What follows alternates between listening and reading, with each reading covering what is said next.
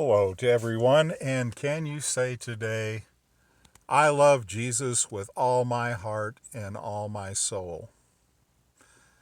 Today, I got to thinking about Paul and his conversion and what happened.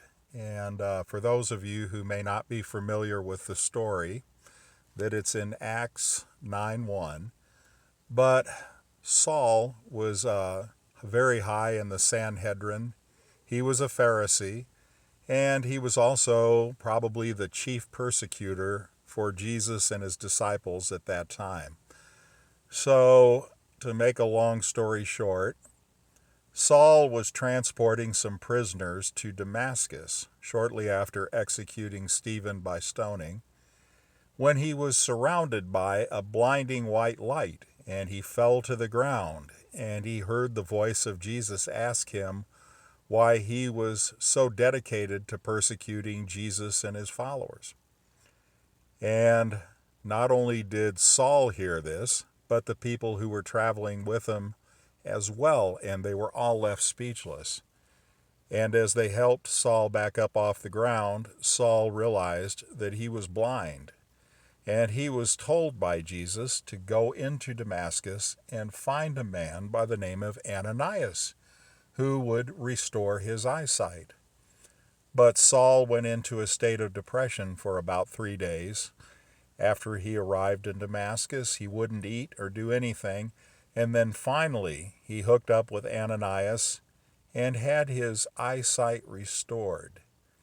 And when he did, that's not all that was restored. Saul went under a conversion and became Paul, probably one of the most widely known apostles of Jesus. And Paul became Jesus' first and foremost warrior. And anyway, I reflect on Paul's experience there because I went completely blind in one eye for 4 years and was almost completely blind in the other eye until I had my eyesight restored last summer. And it made me have a reawakening and a refocusing on my life and where my mission is and what I need to be doing. And right now, I'm looking at the world the way it is, and it reminds me of the biblical descriptions of the way Noah's world was right before the great flood. And I think as a disciple of Christ that we need to form more of a discipleship. We need to find fellow followers that can spread the word and bring more people into the family of Christ. And right now, this is the time. I have a very dear friend of mine who had a revelation on the 19th of this month, which would point to an apocalyptic happening, either opening up very soon or perhaps that we're in the very midst of right now. And she is a very much a fellow Christian warrior. And people are being shown visions all over the place. And I'm hearing stories. I had a vision back in 2017 of the wedding feast of the Lamb in great detail. And I think, as you all know, you don't set up for a wedding way in advance. You set up right before it happens. So we truly are living in the end times. And things are going to be snowballing and unrolling very rapidly. I know there were all kinds of cataclysmic predictions for this weekend and this Jewish holiday. And even though those apocalyptic premonitions did not happen, nonetheless, they make you well aware that they will happen, and they will happen soon. And when they do, we need to be ready. We need to be not caught asleep, but awake. We need to be caught with our lamps full of oil, not empty. And I know there are still a few things that I would like to do in this world.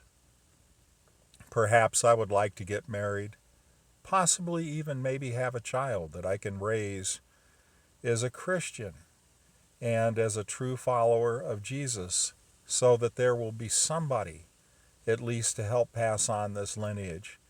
And in spite of that, we need to dedicate every day to our relationship with Jesus. We need to dedicate every day to studying the scriptures. And right now, I would say put a particular focus on certain areas of Matthew in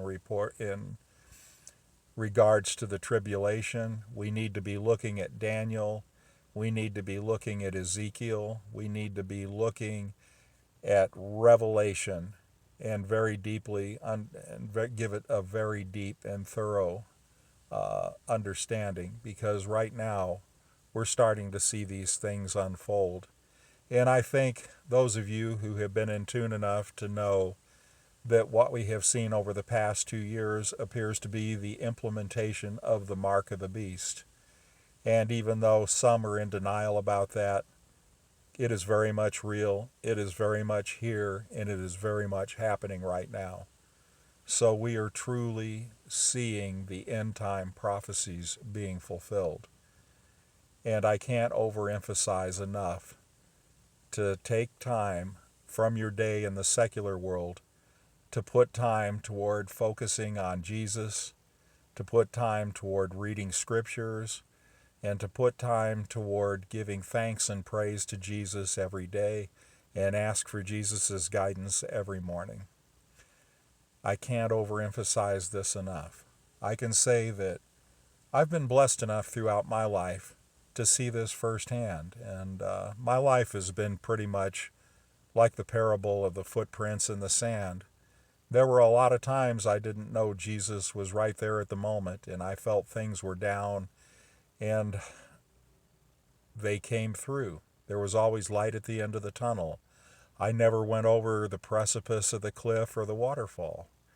God always pulled me back at the last minute and took care of things.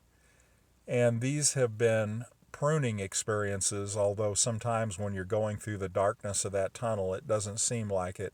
And sometimes it seems like there won't be an end to it. But there will be. You just have to have faith. And you have to have faith that Jesus is watching out over you. And you have to have faith that Jesus will take care of you. And by going through these experiences, it builds our faith and it makes us stronger. And it makes our literally our armor stronger.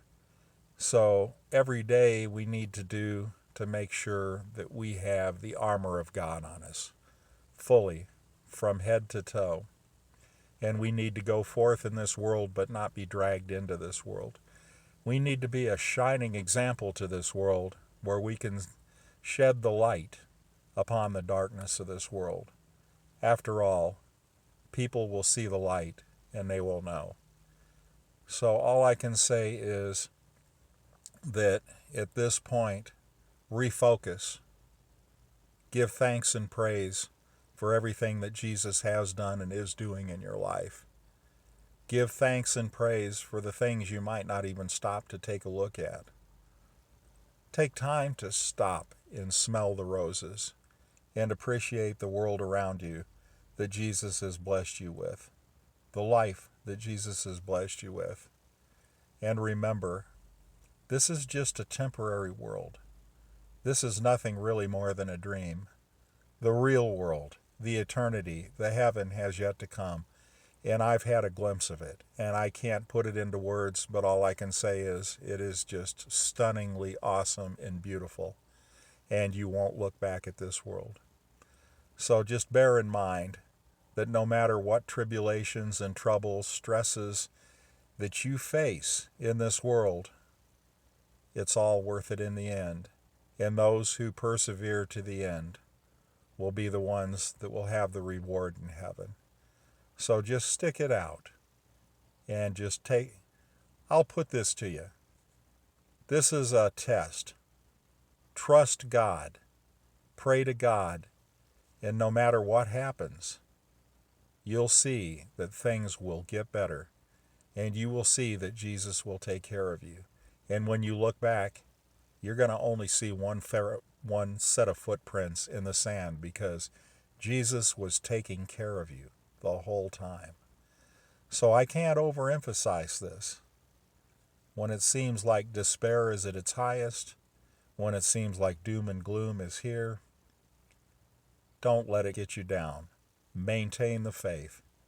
Keep a stiff upper lip, as the British would say, and plow forward, because you are on the winning team as long as you're on Jesus' team. Don't let the world or anybody in the world ever plant a seed of doubt about that. Just remember, you are in the presence of God, and there is no greater force, because he who is in you is much stronger than he who is in the world.